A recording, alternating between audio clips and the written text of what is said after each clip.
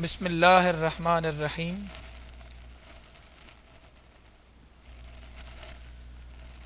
خدائے بزرگ و برتر کی حمد و ثنا اور رسالت مآب سرور کائنات فخر موجودات جناب محمد الرسول اللہ صلی اللہ علیہ وآلہ وسلم کی ذات اقدس پر ہدیہ درود و سلام کے بعد میں آپ حضرات کو جو حجاج کرام کی معاونت اور خدمت کی سعادت کے لیے منتخب ہوئے ہیں دل کی اتاہ گہرائیوں سے مبارکباد پیش کرتا ہوں۔ آج آپ حضرات کے سامنے جس موضوع پر مجھے کچھ کلمات کہنے ہیں اس کا عنوان آپ کے سامنے ہے موٹیویشن ود ڈسپلن۔ قبل اس کے کہ میں اپنی پریزنٹیشن کا باقاعدہ آغاز کروں اپنا تعارف کرواتا چلوں۔ سراج الدین امجد میرا نام ہے، میں انٹیلیجنس بیورو میں ڈپٹی ڈائریکٹر ہوں۔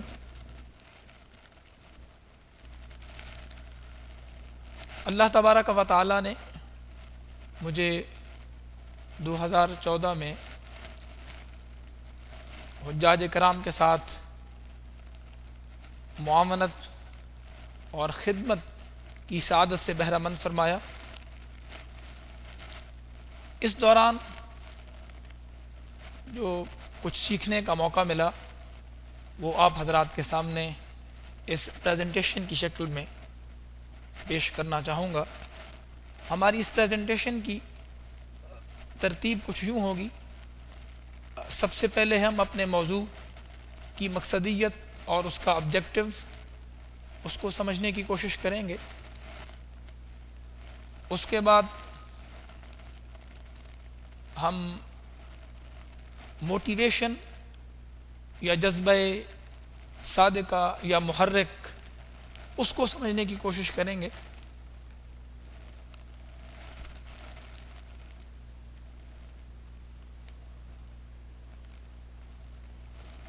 اس کے بعد ہم یہ دیکھیں گے کہ نظم و ضبط کی اہمیت کیا ہوا کرتی ہے، پھر نظم و ضبط کا اظہار کیسے ہوتا ہے۔ اسی طرح ہم اخلاقی اور مذہبی بنیادوں پر موٹیویشن اور ڈسپلن دونوں کو سمجھنے کی کوشش کریں گے، اور بالآخر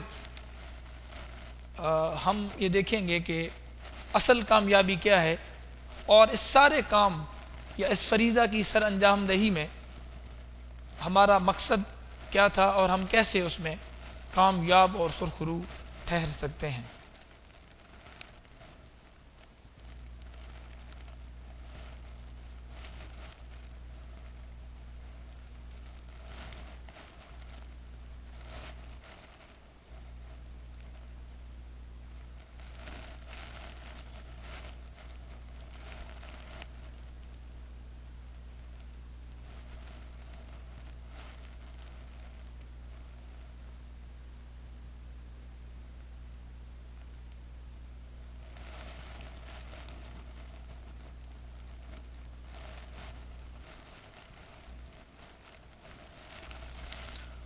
اب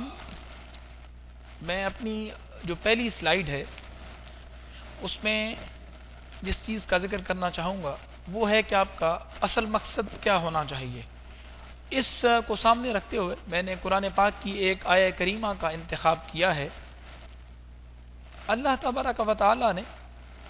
سورہ بقرہ کی اس آیہ کریمہ میں فرمایا وَمِنَ النَّاسِ مَن يَشْرِي نَفْسَهُ ابْتِغَاءَ مَرْضَاتِ اللَّهِ وَاللَّهُ رَءُوفٌ بِالْعِبَادِ۔ یہ سورہ بقرہ کی ایک آیہ ہے ان آیات کے ساتھ جہاں پہ حج کی فرضیت، مناسک حج کا ذکر ہے، اور کچھ آیات کے بعد یہ آیہ کریمہ ہے جس کا مفہوم اور ترجمہ کچھ یوں ہے کہ اور لوگوں میں سے کچھ ایسے بھی ہیں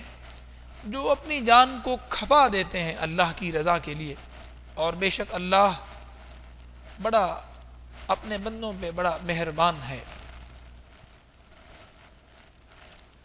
تو یہ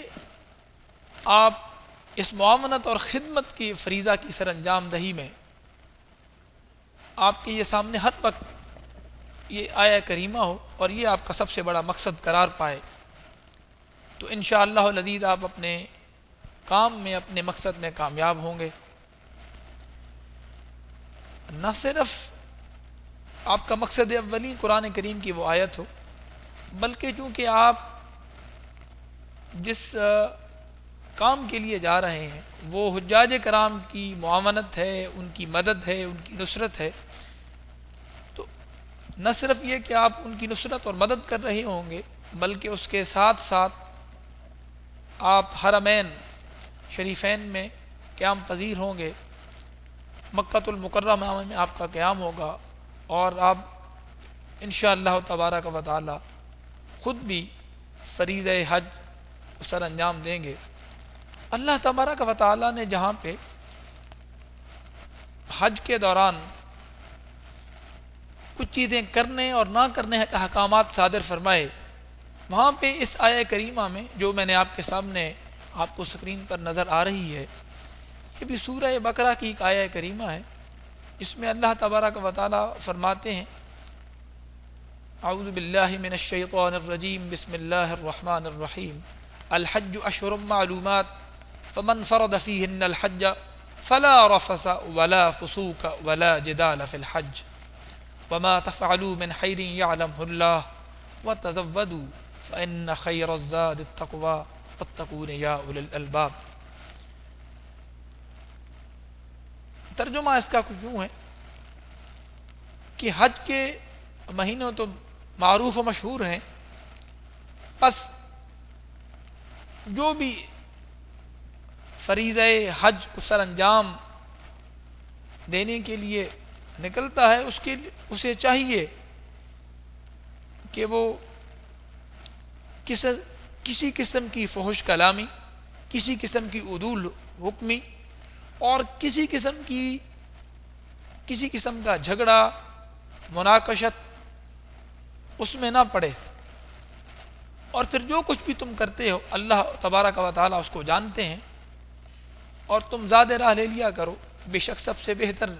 زاد راہ تو تقوی ہی ہے، اور مجھ سے ڈرو اے عقل والو۔ اس آیہ کریمہ میں اللہ تبارک و تعالی نے تین چیزوں کو بڑا کیٹیگوریکل واضح انداز میں فرمایا کہ حج کے دوران آپ نے کن چیزوں سے بچنا ہے۔ یہ فحش کلامی سے، یہ فحش کلامی آپ کے اپنے جو معاون کولیگز ہیں جو حجاج کے ساتھ جا رہے ہیں ان کے ساتھ حجاج کرام کی عزت و تکریم کو بھی ملحوظ خاطر رکھنا ہے۔ اسی طرح کوئی بھی عدول حکمی، کوئی ایسا غلط کام جو وکڈ ہو، جو برا ہو، جو کبھی ہو، اس سے آپ نے اپنے آپ کو بچانا ہے، اور ہر قسم کی جو بحث مباحثہ ہے، جو لڑائی جھگڑا ہے، اس سے بھی اپنے آپ کو بچانا ہے۔ یہاں پہ آپ نے اس آیہ کریمہ میں دیکھا کہ اللہ تبارک و تعالی نے فسوق کا ذکر کیا، جو گناہ، فسق و فجور، عدول حکمی کے معنوں میں آتا ہے، لیکن جدال کا بالخصوص ذکر کیا ہے۔ تو جدال کا جو خصوصیت کے ساتھ ذکر ہے اس کی بڑی وجہ یہ ہے کہ جدال کا لفظی معنی ہے بحث مباحثہ، لڑائی جھگڑا۔ اللہ تبارک و تعالیٰ کو پتہ تھا کہ جو حجاج کرام ہیں وہ سفر کی صعوبتیں اور مشقتیں جھیل کے گئے ہوتے ہیں، اور خود حج کی جو عبادت ہے وہ ایک کٹھن عبادت ہے، وہ کوئی سہل عبادت نہیں،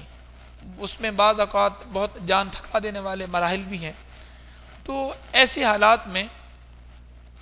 ایک عمومی رویہ جو حجاج میں سامنے آتا ہے کہ وہ بعض دفعہ چھوٹی چھوٹی باتوں پر نزاع کی کیفیت اختیار کر لیتے ہیں، لڑائی جھگڑا کرتے ہیں۔ تو اس کو سامنے رکھتے ہوئے کہا گیا کہ جدال سے بالخصوص بچنا ہے، اور آپ تو چونکہ مومنین ہیں لہذا آپ کو تو حد درجہ اس میں نہ صرف اس سے کلیتاً اجتناب کرنا ہوگا، بلکہ چونکہ حجاج کرام اللہ تبارک و تعالیٰ کا وفد ہیں، اللہ تبارک و تعالیٰ کا ڈیلیگیشن ہیں، اس کے گیسٹ ہیں، مہمان ہیں۔ یہ جو سامنے میں نے حدیث کا پاک لکھی ہے، الحجاج والعمار وفد اللہ، یہ سنن نسائی کی حدیث ہے، سیاہ ستہ کی حدیث ہے کہ حجاج اور جو عمرہ کرنے والے وہ تو اللہ کے مہمان ہیں۔ تو آپ اندازہ کر سکتے ہیں کہ جب عام حجاج کو دوران حج فحش کلامی، عدول حکمی، گناہ کی بات اور لڑائی جھگڑے سے منع کر دیا گیا ہے، تو جو لوگ معاونت کے فریضہ کی سر انجام دہی کے لیے وہاں پہ موجود ہوں، اور بالخصوص معاونت اور نصرت ان کی جو اللہ کے مہمان ہیں، تو ان کی تکریم کو سامنے رکھتے ہوئے تو آپ کو حد درجہ ان کا خیال رکھنا ہوگا، ان کے لیے کیئرنگ ایٹیٹیوڈ آپ میں ہو، آپ ان کے رویوں کے ساتھ رواداری کا مظاہرہ کریں۔ اگر کوئی وہ سخت کڑوی کسیلی بات کہہ بھی جائیں، آپ خندہ پیشانی سے سنیں، برداشت کریں، اور ان کی خدمت کا جذبہ تو اس طرح ہو کہ انہیں تکلیف میں دیکھ کر گویا آپ خود اس طرح محسوس کریں کہ آپ کو یہ تکلیف خود لاحق ہے۔ اس لیے میں نے سمپتھی کی بجائے ایمپتھی کا لفظ یوز کیا ہے، ایمپیتھیٹک آپ کا رویہ ہو، تو یہ رویہ ہوگا تو انشاءاللہ آپ اپنے اس کام کے دوران وہ ساری برکات سمیٹیں گے۔ چونکہ لوگوں کے ساتھ جب معاملات پیش آتے ہیں، جب آپ ڈیل کر رہے ہوتے ہیں، تو سرد و گرم حالات ہو جاتے ہیں۔ بعض اوقات آپ کا جو مخاطب ہے اور وہاں پہ آپ کے مخاطب حجاج کرام ہوں گے، تو ایسا ممکن ہے کہ وہ کوئی سخت کلمہ کہہ دیں، کوئی ناگوار بات کہہ دیں، بلکہ کوئی ایسی بات کہہ دیں جس میں آپ خود درست ہیں اور حق پر ہیں، اور وہ غلط بات کہہ رہا ہے اور وہ اصرار اپنی غلط بات پہ کیے جا رہا ہے۔ اس کے باوجود بھی آپ نے لڑائی جھگڑے میں نہیں پڑنا، بلکہ خاموشی اختیار کرنی ہے۔ اور میں آپ کو یہ بتا دینا چاہتا ہوں کہ یہ اس چیز کا اتنا بڑا اجر ہے، یہ آپ کے سامنے ایک حدیث پاک موجود ہے۔ اس حدیث شریف میں تبرکاً پہلے اس کے الفاظ آپ کے سامنے پڑھ لیتا ہوں۔ ان ابی امامہ رضی اللہ عنہ قال قال رسول اللہ صلی اللہ علیہ وسلم من ترک المراء وهو مبتل بني له بیت فی ربد الجنہ۔ اب اس حصے کو بالخصوص ومن ترک المراء وهو محق بني له بیت فی وسطها، ومن حسن خلقہ بني له بیت فی اعلاها، رواہ ابو داود و ابن ماجہ و الترمذی۔ یہ جس حصے کو میں نے انڈر لائن کیا ہے، اس کا ترجمہ بالخصوص میں آپ کے سامنے رکھوں گا۔ حضور علیہ الصلوۃ والسلام نے ارشاد فرمایا کہ پس تم میں سے کوئی شخص جھگڑا بحث مباحثہ چھوڑ دے باوجود کہ وہ حق پر ہے، یعنی اس کا دعویٰ درست ہے، اس کی بات درست ہے، تو حضور نے فرمایا کہ اس کے لیے جو ہے وہ جنت کے وسط میں اللہ تبارک و تعالی گھر بناتے ہیں، اس کو انعام دیا جاتا ہے، جنت کے وسط میں ایک گھر اسے دیا جاتا ہے۔ تو اتنا بڑا اجر ہے۔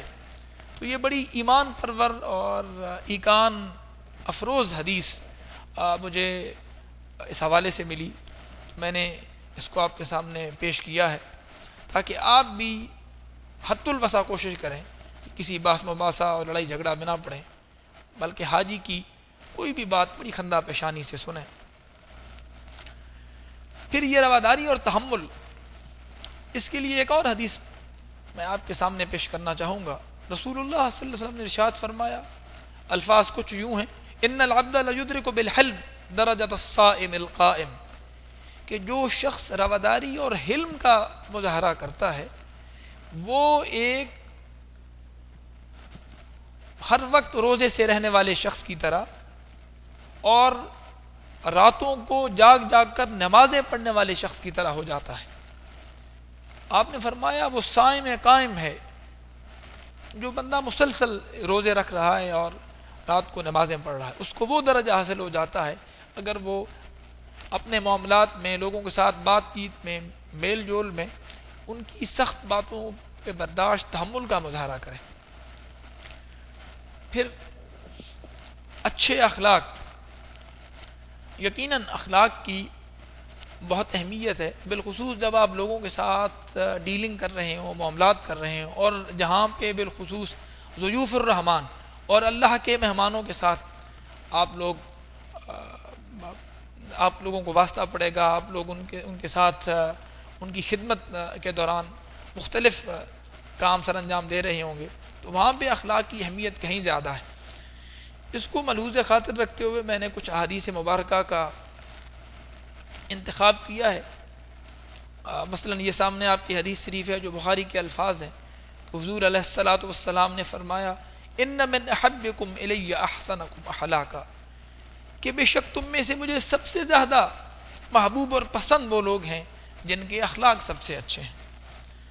یعنی نبی کریم صلی اللہ علیہ وسلم کو جو لوگ سب سے زیادہ محبوب ہیں وہ اچھے اخلاق والے لوگ ہیں۔ اسی طرح ایک اور حدیث شریف ہے جو بخاری و مسلم دونوں میں آئی ہے،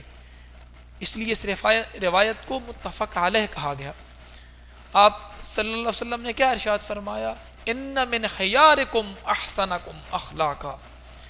کہ تم میں سے جو بہترین لوگ ہیں وہ ہیں جن کے اخلاق سب سے عمدہ اور اچھے ہیں۔ تو آپ کو بھی عمدہ اخلاق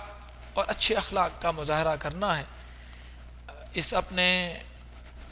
معاونت اور نصرت کی یہ جو ڈیوٹی اور فریضہ آپ سر انجام دیں گے حرمین میں دوران حج حجاج کی خدمت کرتے ہوئے، تو اسی طرح پھر آپ کا رویہ جو ہے ان کے ساتھ وہ حد درجہ کیئرنگ ہو، خیال رکھنے والا ہو، ہمدردانہ ہو، شفقت بھرا، پیار بھرا ہو۔ اور اس کے لیے یہ حدیث پاک جو آپ کے سامنے موجود ہے، جو مسلم کی روایت ہے، سیاہ ستہ کی دوسری بڑی اہم کتاب بخاری شریف کے بعد، نبی کریم صلی اللہ علیہ وسلم نے ارشاد فرمایا المؤمنون کرجل واحد،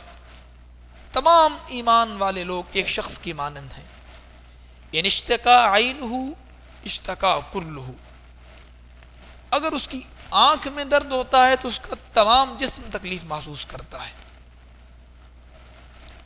وَإِنِ اشْتَكَا رَأْسُهُ، اور اس کے اگر سر میں درد ہوتا ہے اشتکا کلہ، تو اس کا تمام جسم تکلیف محسوس کرتا ہے۔ مطلب یہ کہ آپ کا جو رویہ ہے وہ اس قدر کیئرنگ ہو کہ آپ گویا اس حدیث کو اپنے ہر وقت سامنے رکھیں کہ ایک جیسے ایک انسانی جسم ہے، اس کے ایک اس میں کوئی تکلیف ہو، اس میں وہ مبتلا ہو تو پورا جسم تکلیف کو محسوس کرتا ہے۔ تو ایک حاجی کی تکلیف آپ کی تکلیف ہے، اس کا سکھ آپ کا سکھ ہے، تو آپ اس کو ہر وقت ملحوظ خاطر رکھنا ہے کہ کسی طریقے سے آپ اس کی خدمت کریں اور اس کی اس تکلیف کو رفع کریں، تو آپ رسالت مآب صلی اللہ علیہ وسلم کی اس حدیث پر عمل کرنے والے ہوں گے۔ پھر میں آپ کو ایک اور بڑی پیاری اور خوبصورت حدیث آپ کے سامنے رکھ رہا ہوں کہ ہمارے ہاں دین کا جو تصور ہے، عمومی تصور ہے، وہ صرف عبادات، اور عبادات میں بھی کچھ خاص چیزوں پہ جس میں خیال ہوتا ہے کہ بس نوافل پڑھ لیے جائیں اور ایسی عبادات کر لیے جائیں۔ دین کا ایک کلی جو تصور ہے بدقسمتی سے وہ ہماری نظروں سے اوجھل رہتا ہے، جہاں پہ یقیناً دین میں عبادات کی بڑی اہمیت ہے، لیکن عبادات کے ساتھ ساتھ معاملات، معاشرت، لین دین، یہ ساری چیزیں دین کا ہی حصہ ہیں۔ یہی وجہ ہے کہ جب ایک صحابی نے بارگاہ رسالت مآب صلی اللہ علیہ وسلم میں یہ عرض کیا اور سوال کیا کہ جب رسول اللہ صلی اللہ علیہ وسلم سے صحابہ پوچھتے تو آپ صلی اللہ علیہ وسلم نے ارشاد فرمایا کہ الدین النصیحہ، دین تو خیر خواہی کا نام ہے۔ تو صحابہ نے عرض کیا رسول اللہ خیر خواہی کس کی؟ آپ نے فرمایا للہ ولکتابہ ولرسولہ ولائمۃ المسلمین وعامتہم، میرا جو زور ہے اس میں ہر ایک کی خیر خواہی، اللہ کی، اس کی کتاب کی، اس کے رسول کی، مسلمانوں کے حکمرانوں کی، وعامتہم اور عام مسلمانوں کی، یعنی دین کا بنیادی تقاضا، یہ دین کی جامع ترین تعریف ہے کہ ہر ایک کی گڈ ول، ہر ایک کی اچھائی، آپ نے ہر ایک کی اچھائی چاہنی ہے، اور یہ تو عام مسلمانوں کے لیے۔ جب آپ ضیوف الرحمان اور اللہ کے جو وفد ہیں، جو اللہ کے مہمان ہیں، آپ اندازہ کریں کہ ان کی پھر خیر خواہی کس درجہ مطلوب ہوگی۔ اسی طرح جہاں پہ جتنا بھی کوئی اچھا جذبہ ہو، جذبہ محرکہ میں کامیابی تب ہوتی ہے جب آپ اس میں اخلاص اور سنسیریٹی اور صحیح معنوں میں جسے للہیت اور اخلاص کہتے ہیں وہ شامل کریں گے، تو وہ عمل عند اللہ بھی ماجور ہوگا، اجر ملے گا، اور آپ انشاءاللہ اس کو اپنی اس زندگی میں بھی اس کے ثمرات اور برکات کو محسوس کریں گے۔ یہاں پہ بھی میں نے ایک حدیث شریف لکھی ہے، حضرت معاذ بن جبل رضی اللہ عنہ انہ قال حین بعث الی الیمن یا رسول اللہ صلی اللہ علیہ وسلم اوصنی، یا رسول اللہ مجھے وصیت فرمائیے۔ جب معاذ بن جبل کو یمن کی طرف آپ صلی اللہ علیہ وسلم نے بھیجا تو آپ نے کیا ارشاد فرمایا؟ فرمایا اخلص دینک یکفک العمل القلیل، اپنے دین کو خالص کر لے، تجھے تھوڑا عمل بھی کافی ہو جائے گا۔ تو آپ کوئی بھی کام کرنے لگیں، یہ یاد رکھیں کہ اگر آپ اخلاص دل سوزی کے ساتھ کریں گے تو انشاءاللہ اس کا بڑا اجر ہے۔ اسی طرح نبی کریم صلی اللہ علیہ وسلم نے ایک جگہ ارشاد فرمایا کہ جب آپ سے پوچھا گیا کہ ایمان کیا ہے تو آپ نے فرمایا اخلاص، سنسیریٹی، خلوص۔ تو خلوص نیت کے ساتھ آپ جب کام کریں گے تو نہ صرف وہ بہت بہتر سر انجام پائے گا، بلکہ وہ تھوڑا کام بھی اللہ کے ہاں بھی اس کا بڑا اجر ہوگا اور اس کا نتیجہ بھی بہتر برآمد ہوگا۔ یہ تو آپ کی یہ جو جذبہ ہے، جو موٹیویشن ہے، اس کو تقویت دینے کے لیے میں نے آپ کے سامنے قرآن پاک کی کچھ آیات اور احادیث مبارکہ رکھی۔ اب میں آپ کو کچھ مورلی اور اخلاقی طور پر ان چیزوں کے حوالے سے کچھ چیزیں بتانا چاہوں گا۔ ایک تو ہر وقت آپ کی یہ ذہن میں رہے کہ آپ معامنین اور خدام جو ہیں یہ دراصل حاجی کے پیسے سے حرمین شریفین تشریف لے کے جا رہے ہیں، آپ کی ٹکٹنگ ہے، آپ کی اکاموڈیشن ہے، وہاں کے آپ کو کچھ جو ڈی اے یا ڈیلی الاؤنس ملے گا وہ سارا کے سارا حاجی کا پیسہ ہے۔ تو آپ اخلاقاً، قانوناً، کوئی بھی آپ جو بنیادی حیثیت ہو، لیگلی، مورلی، ایتھیکلی آپ باؤنڈ ہیں کہ آپ اس کو سرو کریں، اس کی خدمت کریں، کیونکہ آپ اسی کے پیسے پہ وہاں پہ اس مقدس سرزمین پہ جا رہے ہیں۔ اور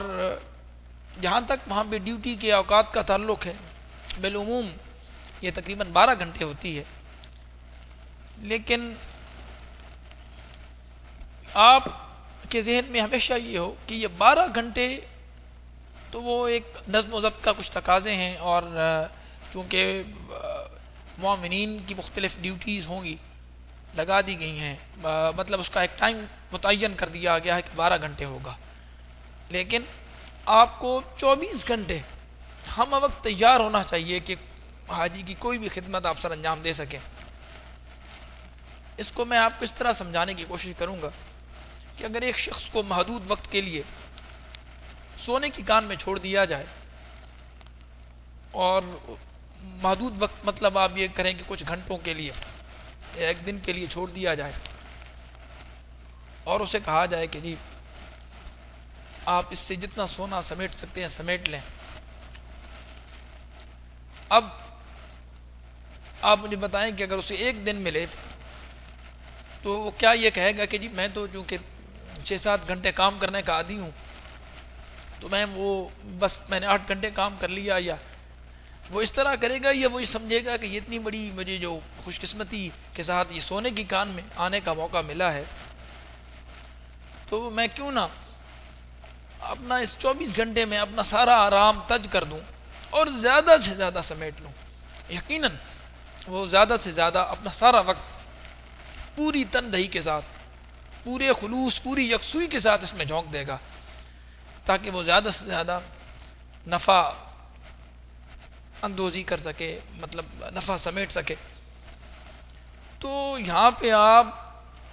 یہ تو سونے کی کان ہے۔ اللہ تبارک و تعالیٰ نے آپ کو کم و بیش 45 دن کا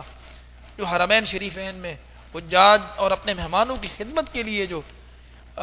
وہ اس سرزمین پہ آپ کو جو بھیجا ہے، تو اس بڑی سعادت اور اس نعمت عظمیٰ کے ہوتے ہوئے کیا آپ پھر اس بات میں پڑیں گے کہ میں نے 12 گھنٹے ڈیوٹی دینی ہے؟ نہیں، بلکہ آپ کی خواہش ہوگی کہ یار جتنا وقت بھی لگ جائے وہی غنیمت ہے۔ اور اس فکر اور سوچ کے ساتھ وہ جیسا کسی شاعر نے بڑا خوبصورت کہا کہ منت منہ کے خدمت سلطان ہمیں کنی، اس بات کا احسان مت اٹھا کہ تو بادشاہ کی خدمت کرتا ہے، منت شناس ازو کے بخدمت بداشتت، تو اس کا شکر گزار ہو کہ اس نے تجھے اپنی خدمت کے لیے چن لیا ہے۔ تو چہ جائے کہ آپ یہ کریں کہ آپ 12 یا 14 گھنٹے کر رہے ہیں، آپ اللہ کے حضور شکر گزار ہوں کہ اس رب کریم نے ہزاروں لاکھوں کروڑوں لوگوں سے آپ کو چنا اپنے مہمانوں کی اور اپنے ضیوف کی خدمت کے لیے جو اللہ کے مہمان ہیں۔ اس رب العالمین، اس احکم الحاکمین نے آپ کو چنا، تو آپ تو پوری تندہی کے ساتھ یہاں پہ کام کریں۔ اسی طرح کچھ دوست احباب مثال دیتے ہیں کہ ہمارے یہاں عموماً شادیوں پہ جب کسی کا کوئی فنکشن ہو شادی وغیرہ کا، تو وہ اپنے دوستوں کو، قریبی لوگوں کو انوائٹ کرتا ہے، اور جو اس کے سب سے قریبی لوگ ہوتے ہیں ان کو کہا جاتا ہے کہ آپ نے جو میرے مہمان باقی آ رہے ہیں ان کا خیال رکھنا ہے، جو اس کا سب سے قریبی سرکل یا حلقہ احباب ہوتا ہے۔ اب وہ جو اس کے قریبی کچھ لوگ 4 5 6 8 جتنے ہوتے ہیں، وہ اپنا سارا آرام تج کر دیتے ہیں۔ شادی کی دنوں میں ان کی ایک ہی لگن، ایک ہی جستجو ہوتی ہے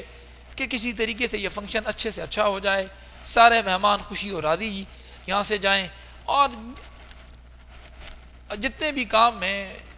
جو بھی لوازمات بہم پہنچانے ہیں، وہ بہت احسن طریقے سے سر انجام پائیں۔ یہی وجہ ہے کہ جب یہ کام شادی کی تقریب اختتام کو پہنچتی ہے، کھانا شانا کھلا دیا جاتا ہے، تو اس کے پھر وہ جو قریبی جو 7 8 10 احباب ہوتے ہیں،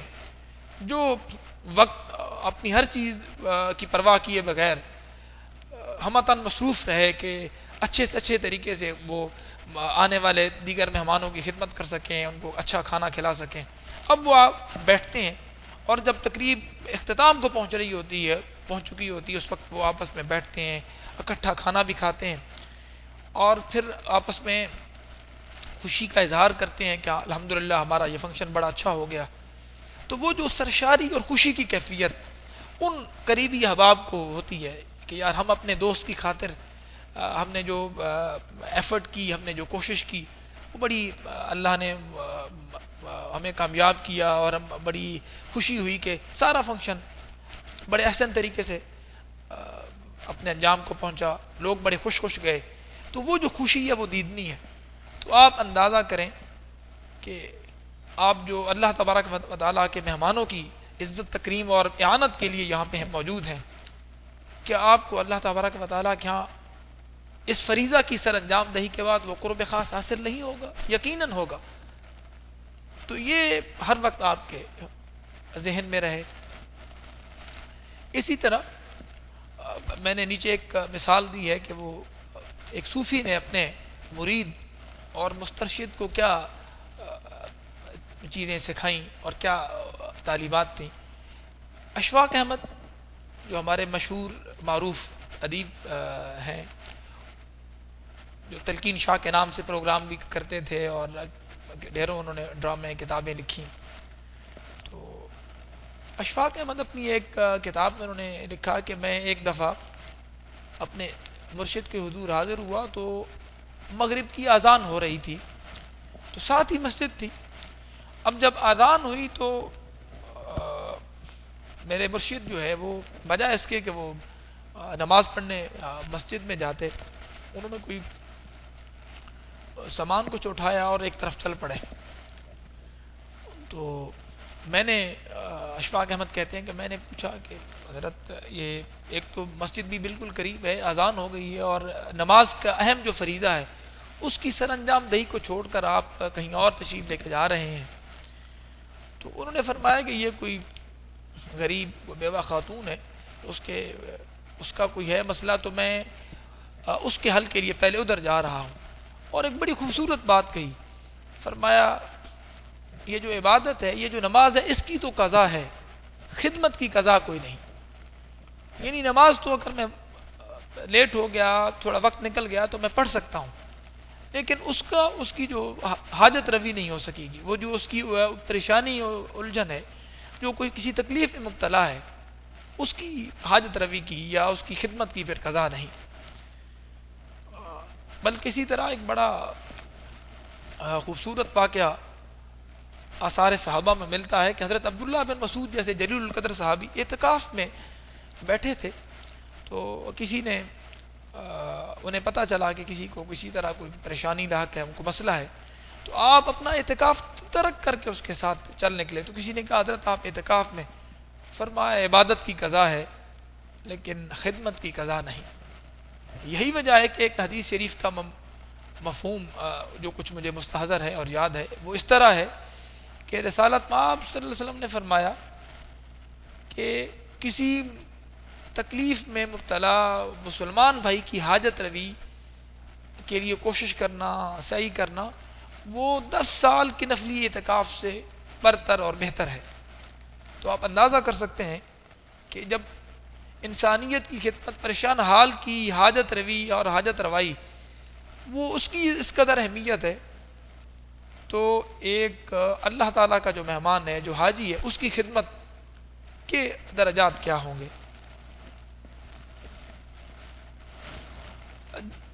اب ہم کچھ مزید اس کو دیکھیں گے کہ ہماری وہاں پہ جو کارکردگی ہے، اس کو ہم سب سے بہتر کس طرح بنا سکتے ہیں، کیسے کر سکتے ہیں. کارکردگی بہتر بنانے کے لیے ایک مومن کو چاہیے کہ وہ نالجبل ہو، وہ چیزوں کا علم رکھتا ہو. جتنا اس کے پاس نالج زیادہ ہوگا، نالج سے مراد معلومات، مختلف چیزوں کی معلومات ہو سکتی ہیں. آپ مختلف جو کہ ڈیوٹیز ہوں گی، کام وہاں پہ آپ کو جو کام سر انجام دینا ہوں گے، وہ مختلف نوعیت کے کام ہیں، اور ان میں آپ کو نہ صرف یہ کہ اپنے کام کا پتہ ہو، بلکہ یہ نالج بھی ہو کہ ہمارا جو مین کنٹرول آفس ہے، مشن کنٹرول آفس ہے، وہ کیا کام کر رہا ہے، جو ہے ہماری بلڈنگیں کہاں کہاں واقع ہیں، اس علاقے میں ہاسپٹل کدھر ہے، ڈسپنسری کدھر ہے، دکانیں مختلف قسم کہاں پہ ہیں، کھانے پینے کی اشیاء کہاں کہاں سے مل سکتی ہیں، ہوٹلز کدھر ہیں، ریسٹورانٹ کدھر ہیں، یہ ساری چیزیں. اسی طرح مختلف علاقوں کا، روڈز کا اگر آپ کا اچھا مشاہدہ ہوگا تو آپ گائیڈ کر سکیں گے. کیونکہ حاجی کو اس قسم وہ آپ سے پوچھے گا کہ مجھے اس جگہ پہ جانا ہے، اس بلڈنگ میں جانا ہے، تو اگر آپ کو صحیح معلومات ہوگی تو اسے بر وقت آپ درست رہنمائی اس کی کر سکیں گے. اسی طرح آپ نے جو مختلف بلڈنگز ہیں، اس میں جو وہاں پہ جو بلڈنگ آفیسر ہے، اگر اس کی ایک کانٹیکٹ لسٹ اپنے پاس رکھ لیں، سیکٹرز کے جو کمانڈر، ڈپٹی کمانڈرز ہوں گے، اسی طرح بلڈنگ میں جو لوگ ہیں ان کی کانٹیکٹ لسٹ ہر معاون اپنے پاس رکھ لے. اپنی بلڈنگ کے تو ہوں گے ہی ہوں گے، باقیوں کی بھی اگر آپ سیو کر لیں، آپ کو چونکہ فری سم مل جائے گی تو آپ کو آسانی ہوگی. فرض کریں آپ سیکٹر 5 میں کوئی کام آپ کی وہاں پہ ڈیوٹی ہے، کوئی سیکٹر 3 کا آدمی آپ کے پاس، آپ کو حاجی صاحب ملے، انہوں نے کہا جی میں تو سیکٹر 3 میں فلانی بلڈنگ میں جا رہا ہوں. اب آپ کو نہیں بھی پتہ چل رہا، چونکہ آپ کے پاس کانٹیکٹ ہے، آپ وہاں پہ بلڈنگ میں اس بندے سے بات کریں گے اور کہیں گے جی ذرا اس کو ان کو سمجھائیے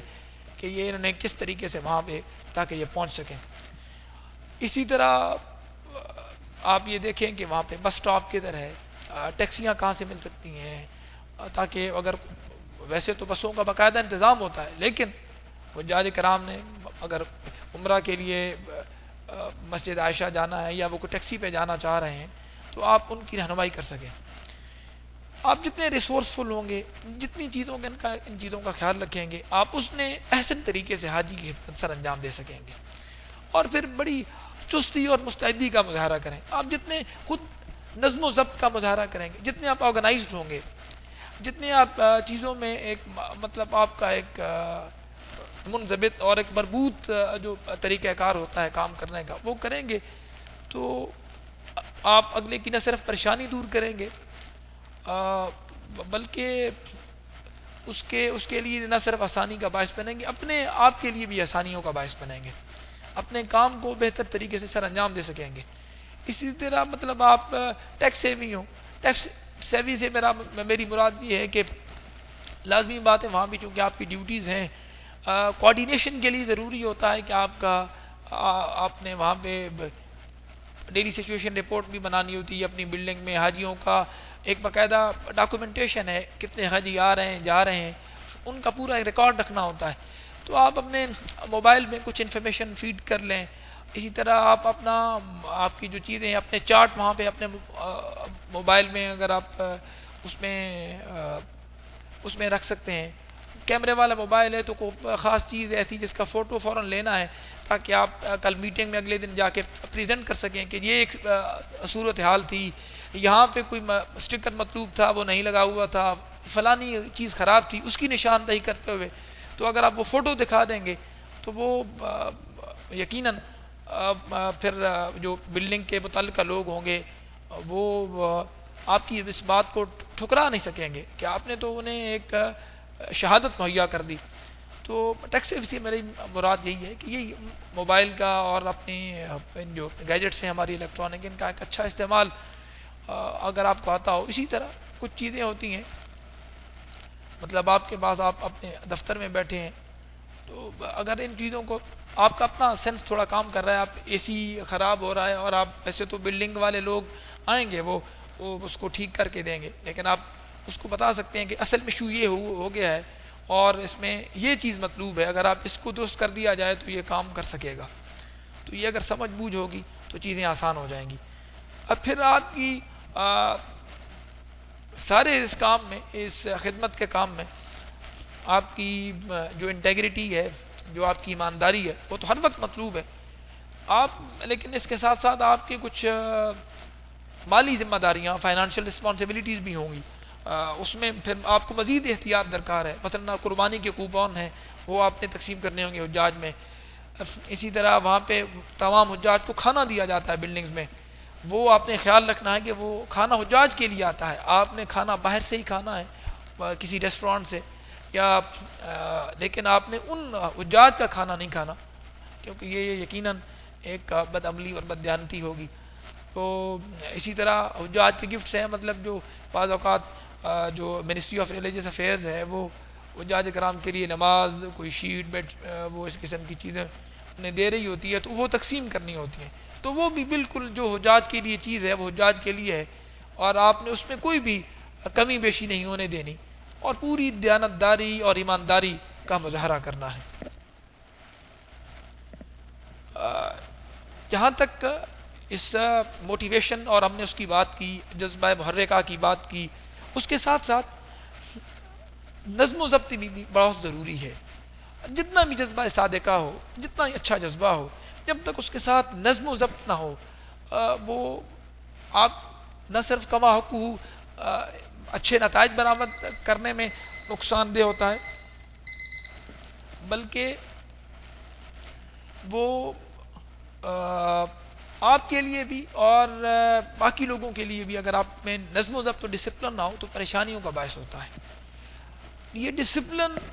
نہ صرف عملی زندگی میں بلکہ ہمارے مذہب نے تو ہر چیز میں نظم و ضبط کی اہمیت پہ بڑا زور دیا ہے۔ ہماری جتنی بھی عبادات ہیں، یہ آپ کے سامنے سلائیڈ میں نے رکھا ہے کہ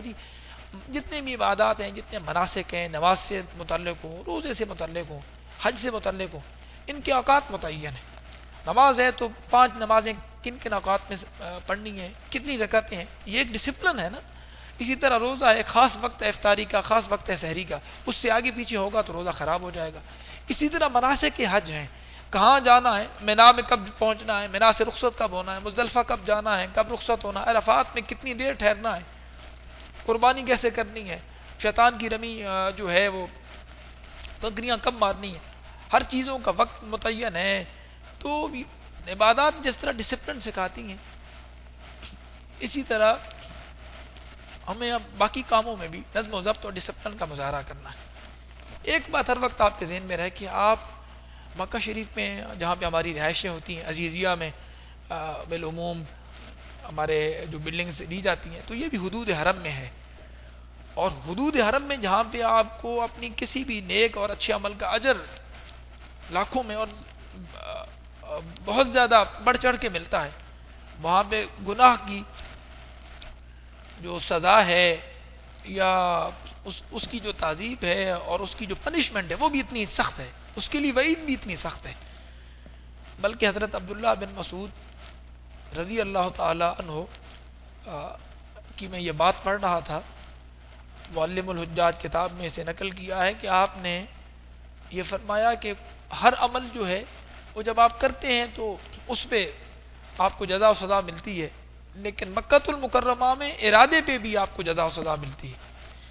اور اس کے لیے یہ سورہ حج کی ایک آیت آپ نے وہ تلاوت فرمائی کہ وَمَن يُرِدْ فِيهِ بِإِلْحَادٍ بِظُلْمٍ نُذِقْهُ مِنْ عَذَابٍ أَلِيمٍ،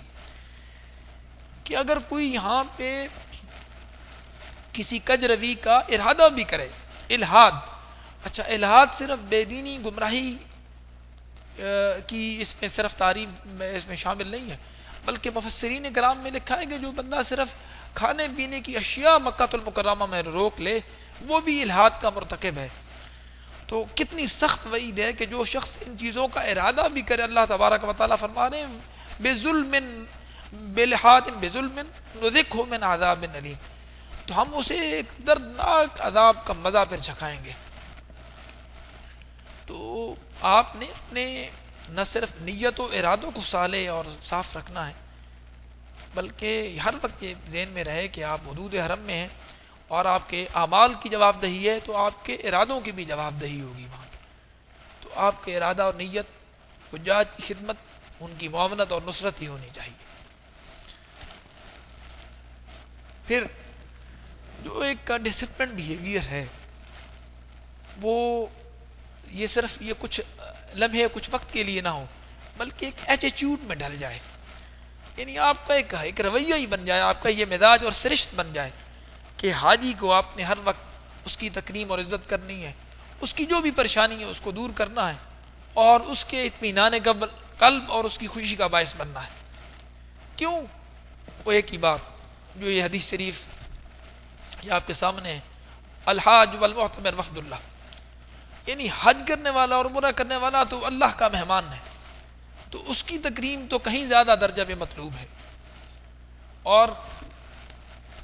مہمان کی تکریم کے لیے ایک حدیث میں نے جو نیچے نقل کی ہے، بخاری شریف کی یہ حدیث ہے، اس کو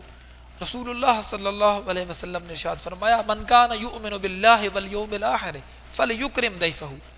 یعنی جو بندہ اللہ اور یوم آخرت پر ایمان رکھتا ہے اسے چاہیے کہ اپنے مہمان کی عزت و تکریم کرے. تو جب عام مہمان کی عزت و تکریم اس درجہ میں مطلوب ہے اور مقصود ہے تو آپ اندازہ کر سکتے ہیں کہ ایک حاجی اور جو عمرہ کرنے والا ہے، جس کو احادیث میں وفد اللہ، اللہ کے مہمان، اللہ کا ڈیلیگیشن، اللہ کا وفد، اللہ کے مہمان اور ضیوف کہا گیا ہے، جو اللہ کے مہمان ہیں ان کی کس درجہ عزت، ان کی تکریم اور ان کا خیال رکھنا جو ہے وہ مطلوب ہوگا. اور ڈسپلن اور نظم و ضبط جس کو ہم نے ابھی دیکھا کہ وہ آپ کے بیہیویئر میں، آپ کے طرز عمل میں، آپ کے مزاج میں ڈھل جائے، اس کا یہ تب بھی ہو سکتا ہے جب آپ ایک مثبت سوچ کے حامل ہوں، اور مثبت سوچ کی تب آپ کو آ سکتی ہے جب آپ اپنا طرز عمل، اپنا طرز فکر بالخصوص مثبت رکھیں. اور مثبت بعض لوگوں کا اتنا نہیں ہوتا اور منفی کیوں ہو جاتا ہے، اس کی وجہ یہ ہے کہ کہیں نا عبادت کا جو تصور ہے وہ لگتا ہے کہ وہ کہیں غلطی پہ مبنی ہے. مثلا کچھ لوگ ہوں گے وہ کہیں گے ہم یہاں پہ حج کرنے آئے ہیں، ہمیں تو حرمین میں جانا چاہیے، حرم شریف میں جا کے ہم نمازیں پڑھیں، نفل پڑھیں، طواف کریں، اب حاجی کی خدمت کے لیے تو ہم یہاں پہ موجود، ہر وقت ہم نے اب بس اپنی ڈیوٹی اگر کرنی ہے تو وہ کر لیں گے. ایسا نہیں ہے، آپ کا اولین جو فریضہ ہے وہ حاجی کی خدمت، اور اگر آپ گویا حرم میں جا کے نفل پڑھ رہے ہیں تو وہ عبادت نہیں کر رہے، وہ تو آپ اللہ کی ناراضگی مول رہے ہیں. آپ کو جو جس مقصد کے لیے یہاں پہ بلایا گیا، بالخصوص بالفرض آپ دیکھیں کہ اگر آپ اپنی بلڈنگ میں جہاں پہ آپ کو متعین کیا گیا تھا وہاں سے چلے جاتے ہیں، اور کوئی حاجی ہے وہ بیمار ہے، اس کو ضرورت آپ کی پڑ گئی، اب اگر آپ وہ جو حاجی ہے اس کو تکلیف تھی بڑھتے بڑھتے، خدا نہ کرے اس کو کوئی فالج ہو جائے، اور اللہ نہ کرے اس کی تکلیف اس قدر شدید ہو جائے کہ اس کی ڈیتھ ہو جائے، تو اس کا ذمہ دار کون ہوگا؟ آپ جو اس کام کے لیے بھیجے گئے تھے، اور آپ اندازہ کریں کہ وہ حاجی جو ہے وہ اللہ کا مہمان ہے، تو اللہ تبارک و تعالی حرم میں اپنے مہمان کے ساتھ اس قدر بے سلوکی اور بد سلوکی، کیا وہ جو قدرت والا بادشاہ ہے، وہ جو عزیز و قدیر ہے، وہ کیا اس کو برداشت کرے گا کہ اس کا جو مہمان ہے اس کے ساتھ اس قدر بد سلوکی کی جائے؟ میں نے یہاں پہ غزوہ احد کی ایک مثال دی کہ دیکھیں نبی کریم صلی اللہ علیہ وسلم نے صحابہ کو مقرر فرمایا کہ آپ نے جو کچھ ہو جائے اس جگہ سے نہیں ہلنا، تو صحابہ کرام نے ایک تھوڑا سا مسکنسیپشن، غلطی سے وہ جگہ چھوڑی، اور مسلمانوں کی وہ ساری فتح جو غزوہ احد میں، جب آپ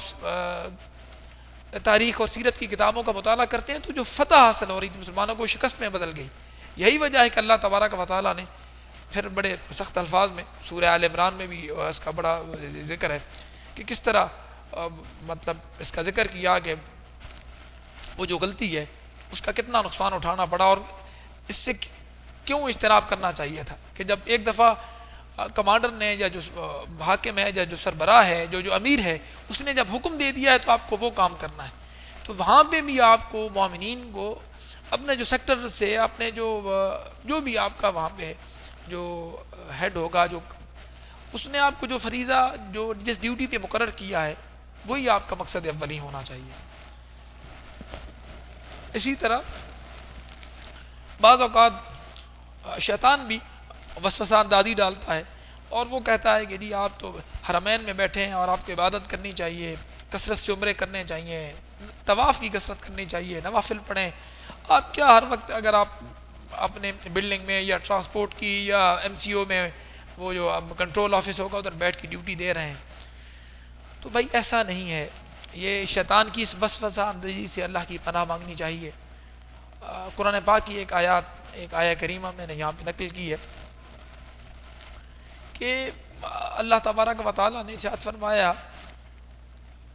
اعوذ باللہ من الشیطان الرجیم، بسم اللہ الرحمن الرحیم، تاللہ لقد ارسلنا الی من قبلک فزین لهم الشیطان اعمالهم، یہ جو اس آیہ کریمہ کا حصہ ہے نا، فزین لهم الشیطان اعمالهم، کہ اللہ تبارک و تعالیٰ فرماتے ہیں، مطلب اللہ ایک مطلب حلف دے کے قسم کھا کے کہ بھائی اللہ we sent messengers to communities before you, ہم نے، اللہ تبارک و تعالیٰ فرما رہے ہیں کہ ایسا ہے کہ ہم نے بخدا پہلے ہی انبیاء علیہ السلام اور پیغامبر جو بھیجے ہیں مختلف قوموں کی طرف، لیکن کیا ہوا؟ فزین لهم الشیطان اعمالهم، شیطان نے ان کے جو اعمال کو ان کے لیے مزین اور خوشنما بنا دیا، مطلب وہ غلطی کا کام کرتے، عدول حکمی کرتے، گناہ کرتے، لیکن وہ کہتے کہ ہم تو بڑا کو اچھا کام کر رہے ہیں۔ تو آگے کیا ہے؟ فَهُوَ وَلِيُّهُمُ الْيَوْمَ وَلَهُمْ عَذَابٌ أَلِيمٌ، تو ان کے لیے تو پھر دردناک عذاب ہے۔ تو یہ جو شیطان کی جو آپ کو وہ مزین کر کے دکھائے گا، یعنی وہ انسان کو بہلاتا پھسلاتا ہے، ڈگمگاتا ہے صحیح راستے سے، کہ اپنی یہ ڈیوٹی چھوڑ کے، ڈیوٹی لگی ہے تو بس کچھ 6-7 گھنٹے دی اس کے بعد نکل گیا، ایسا قطن نہیں کرنا، ورنہ جو آپ اس مقدس سرزمین پہ جا کے برکتیں اور نیکیاں سمیٹنے کی بجائے اللہ کی، معاذ اللہ استغفر اللہ، اللہ بچائے، اللہ کی گرفت میں آ جائیں گے، کیونکہ جو کام آپ نے کرنا ہے آپ نے اگر اس کو ترک کر دیا۔ پھر ہم اس کو دیکھیں گے کہ جی ڈسپلن جو ہے وہ ضروری کیوں ہے؟ ڈسپلن اس لیے ضروری ہے کہ کوئی بھی آرگنائزیشن، کوئی ادارہ بغیر ڈسپلن کے نہیں چل سکتا۔ پھر بالخصوص مومنین حجاج کے لیے تو اس لیے بھی بہت زیادہ اہم ہے کہ آپ تو وہاں پہ ایک تھوڑے سے عرصے کے لیے، شارٹ ڈیوریشن ہے جو آپ وہاں پہ جا رہے ہیں، یہ کم و بیش 45 دن کا عرصہ ہوگا، تو وہاں پر تو نظم و ضبط کہیں زیادہ اہمیت کا حامل ہے۔ پھر ایک اور چیز جو وہاں پہ نظم و ضبط اور ڈسپلن کا حصہ ہے وہ یہ ہے کہ وہاں پہ آپ نے کسی رینک اور اس چکر میں نہیں پڑنا. وہاں پہ آپ صرف اور صرف مومن ہیں.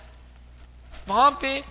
جو رسپانسبلٹی ہے وہاں پہ اگر کوئی عہدہ ہے یعنی سیکٹر کمانڈر ہے, ڈپٹی سیکٹر کمانڈر ہے, تو یہ کام کی نوعیت ہے, یہ کوئی انٹائٹلمنٹ یا کوئی استحقاق نہیں ہے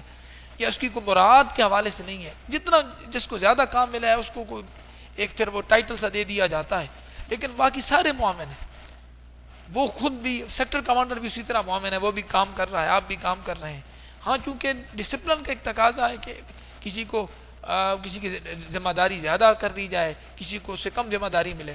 تو یہ ذمہ داری کا نام ہے. اور مومن نے ہر وقت اسی ذمہ داری کسی کیفیت میں رہنا ہے. آپ کو مختلف اپنی ڈیوٹیز ملیں گی, وہ آپ کی پوسٹنگ کے حوالے سے آپ کسی سیکٹر میں, یہاں پہ سیکٹر سے مراد بلڈنگوں ہیں جہاں پہ حجاج رہائش پذیر ہوتے ہیں, تو ایک سیکٹر میں 8, 10, 15 بلڈنگیں ہو سکتی ہیں, تو وہاں پہ مختلف نوعیت کے جو کام ہیں وہاں پہ ڈیوٹی ہو سکتی ہے. ٹرانسپورٹ میں ہو سکتی ہے, جو کہ حجاج بسوں سے آنا جانا, اڈے پہ ادھر, اسی طرح کنٹرول آفس میں, تو جو بھی آپ کی ڈیوٹیز ہیں وہاں پہ آپ نے نظم و ضبط کا مظاہرہ کرنا ہے. پھر آپ یہ بھی ذہن میں رکھیں کہ آپ دراصل اپنے ادارے کے نمائندہ ہیں. یہاں پہ مومنین جو ہے وہ کم و بیش 300-400 کے قریب مومنین ہوتے ہیں, مختلف اداروں, آرگنائزیشن اور انسٹیٹیوشن سے آئے ہوتے ہیں. تو آپ اپنے ادارے کے نمائندہ ہیں. آپ کی غلطی کوتاہی ادارے کی بدنامی کا باعث ہوگی, آپ کی اچھائی, آپ کا اچھا کام, آپ کی خوش اسلوبی ادارے کی عزت و وقار میں اضافے کا باعث بنے گی. تو یہ ہمیشہ ملحوظ خاطر رہے. پھر یقیناً آپ لوگ ماشاءاللہ سمجھدار اور بڑے ایک سہلے اور اچھے جذبے کے ساتھ جا رہے ہیں, اور آپ کو اس بات کا احساس ہے کہ یہ جو سعادت اللہ نے آپ کو بخشی ہے یہ آپ کی کسی اس صلاحیت کی وجہ سے نہیں ہے. این سعادت بزور بازو نیست تا نہ بخشد خدائے بخشندہ. یہ تو بزور بازو سے سعادت نہیں حاصل ہوئی, یہ تو اللہ کریم کا ایک فضل ہے کہ اس نے آپ کو اپنے مہمانوں کی خدمت کے لیے چن لیا اور منتخب فرمایا. لیکن خیر انسان ہے, خطا کا پتلا ہے. کچھ لوگ اس ساری چیز کے باوجود بھی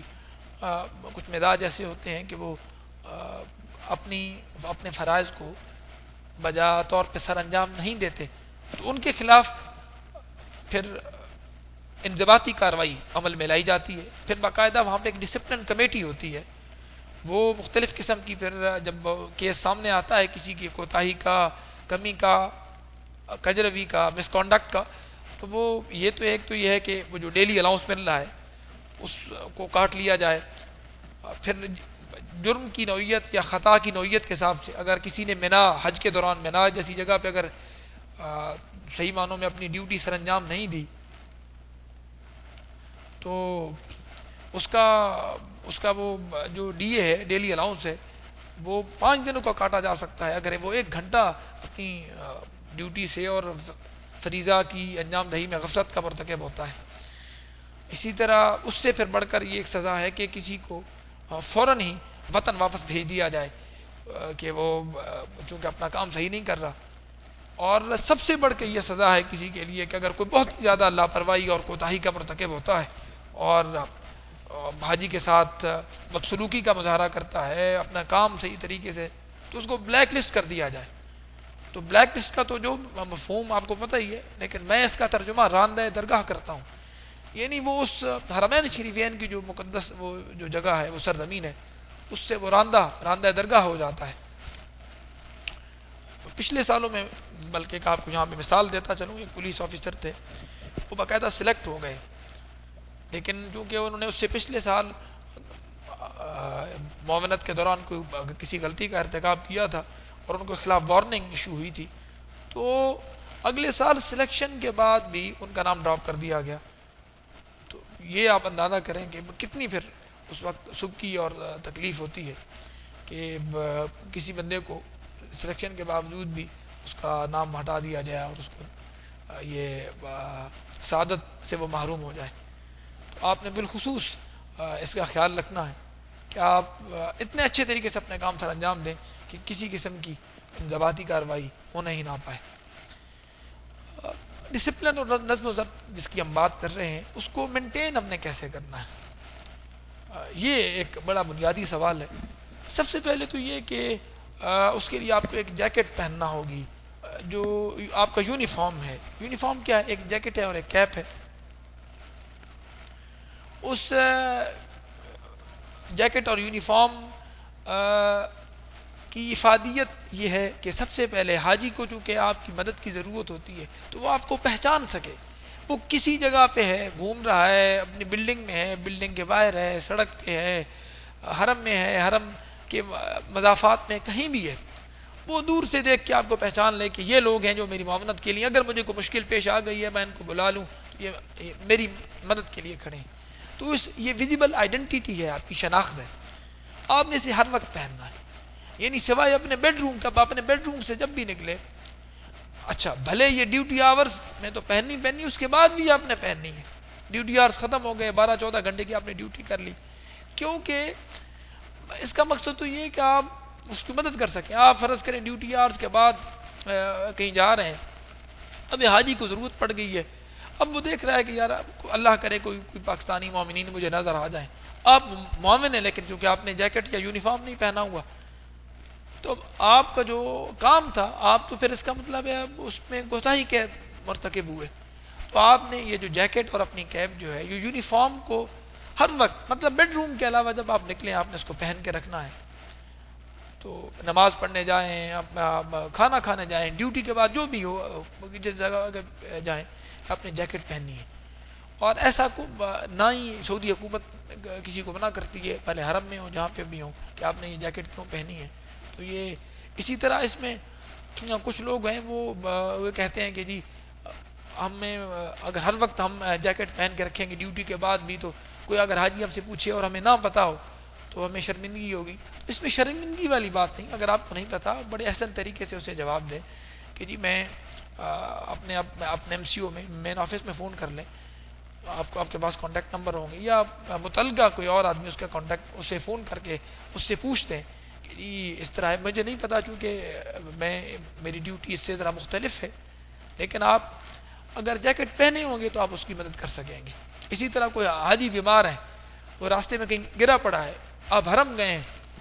اب وہ دیکھ رہا ہے، تو اگر آپ نے جیکٹ پہنی ہوگی تو آپ آسانی کے ساتھ اس کی مدد کر سکیں گے آف ڈیوٹی بھی. اور یہی پھر بہت سارے ایسے بسا اوقات ایسا ہوتا ہے کہ جی کوئی آپ ضرورت پڑ گئی ہے اور آپ اگر اپنی اس یونیفارم کے ساتھ پھر رہے ہیں تو آپ ان کی مدد کر سکتے ہیں، ان کی اعانت کر سکتے ہیں. آپ نے پنکچویلٹی اور باقاعدگی بھی اپنے ہر کام میں رکھنی ہے. آپ کی مختلف قسم کی ڈیوٹیز اور فرائض ہوں گے. انسپیکشن ہے بلڈنگ میں، انڈکشن کا مطلب وہاں پہ حاجیوں کو ٹھہرانا ہے جب وہ تشریف لاتے ہیں جدہ سے، اور پھر ان کا باقاعدہ سامان رکھوانا. پھر اسی طرح ڈپارچرز ہیں، یعنی حجاج کرام حج سے پہلے، حج کے بعد جو مدینہ شریف 10 دنوں کے لیے جاتے ہیں، واپسی آنا، ان کے لیے بسیں لگوانا. پھر جدہ ڈپارچر ہے کہ مطلب جب حجاج اپنے فریضہ کی سر انجام دہی کے بعد واپس وطن پلٹتے ہیں. اسی طرح جو بہت اہم آپ کی ڈیوٹیز میں سے منا اور عرفات میں ڈیوٹیز ہوں گی، حج موو یا حج کے جو 5 دن ہیں 6 دن، ان میں آپ کی جو ڈیوٹیز وہ بہت اہم ہوں گی. اور ان میں آپ نے حاجی کو کیسے گائیڈ کرنا ہے، میپ ریڈنگ کے حوالے سے اور نقشے کے حوالے سے، ان کے خیموں کے حوالے سے. ٹرانسپورٹ میں ڈیوٹیز ہوتی ہیں، ٹرانسپورٹ سیکشن ہوگا علیحدہ، اسی طرح مین کنٹرول آفس ہوگا علیحدہ. تو یہ آپ کے مختلف قسم کے فرائض ہیں. اسی طرح آپ کو ایک فری سم دی جائے گی. آپ نے کوشش کرنی ہے کہ آپ فوری اس میں رسپونڈ کریں اور جواب دیں.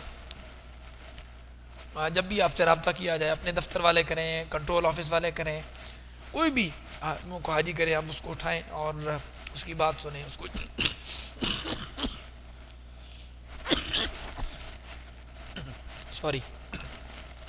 اس کو جواب دیں.